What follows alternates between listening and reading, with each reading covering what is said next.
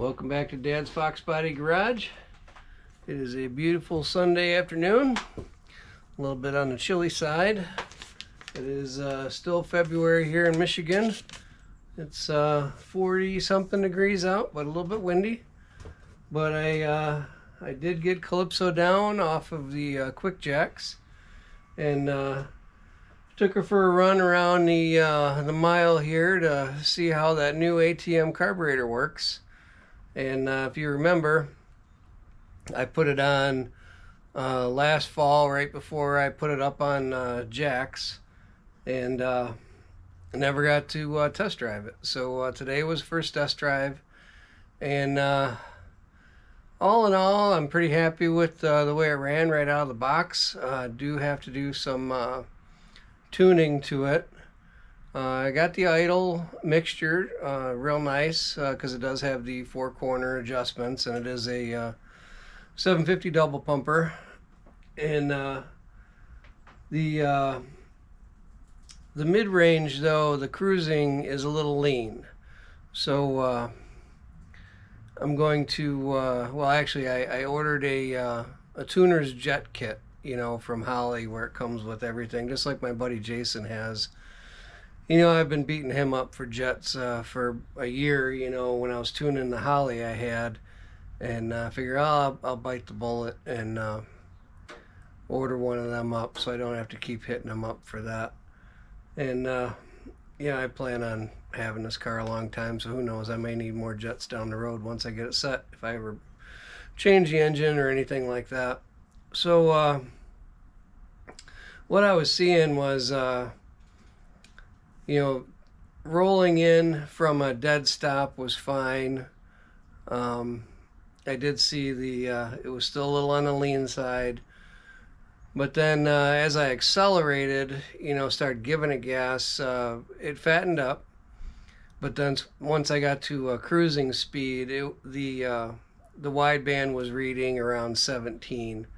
And I really wasn't happy that lean.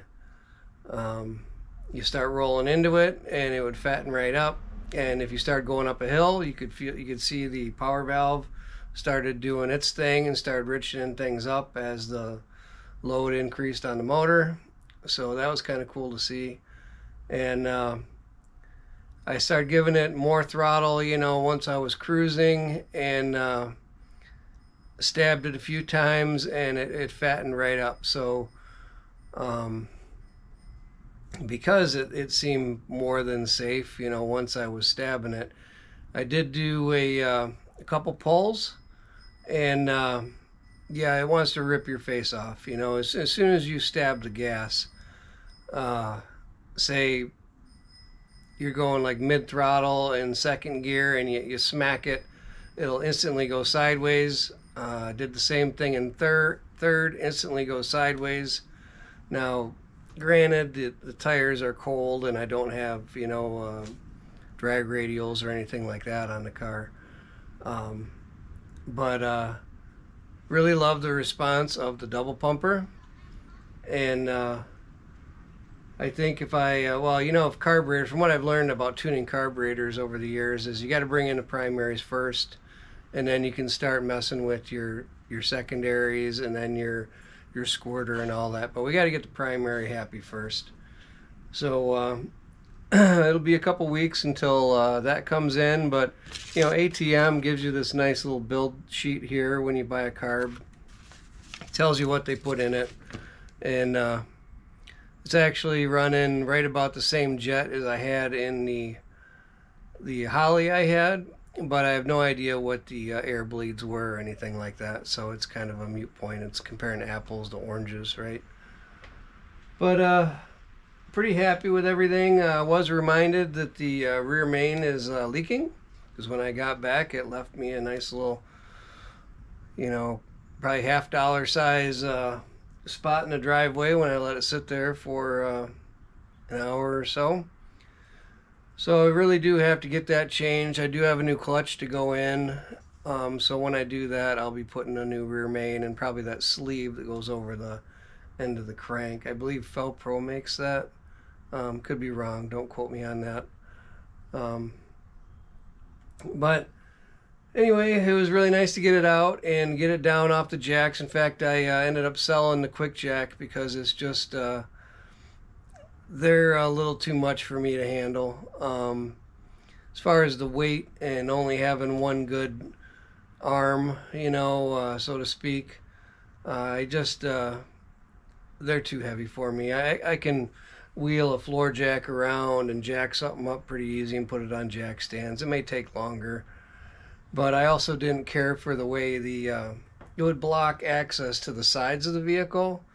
But when I purchased those, I was into Porsches where the engine's in the back and everything's accessible from the bottom.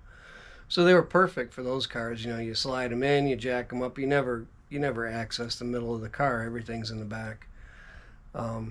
But for your conventional style car, I don't think they're set up that great. Maybe if you're a detailer or something like that, they'd be good because it does bring the car up real quick. And you could just push them in or drive over them or whatever to pull in and out. But anyhow, I did get rid of those, so it frees up a little bit of space. And what else? I think that's it for about now. I have some other things I want to take care of on the inside of the car. Again, I need to pull the seats out and do the sound deadening and all that. So, I ordered up the jet kit. I won't be in for a couple weeks, so I got plenty of time to work on the inside of the car and get that all wrapped up. But it was a lot of fun getting it out today and just remembering how raw it really is, when you take that car compared to the Stormtrooper over here. The Stormtrooper is pretty darn mild. It's like driving Dad's car, So, just want to thank everyone for watching, and please subscribe if you haven't already. The subscriptions really help. And don't forget to visit my store on my website if you're looking for any merch. I'll put the website up here like I usually do. And please feel free to reach out and email me. I'll put the email here. Like I was telling my friends at Car Club, I haven't always been into Fox bodies. I've been into I had a Pintos for a while. I turbocharged one of them. I had some GM products in there. I had many other Mustangs also. Mustang 2 that was supercharged with full frame. Only for a hot second. But I've had Cougars, 70 fastbacks. Got into Porsches for a while. Even had Firebird and a Trans Am. I like them all, guys. So show me what your projects are and what you guys like about the hobby, because I've been doing this a long time. I love all this stuff. So love to hear from you. So thanks again for watching, and we'll see you on the next one.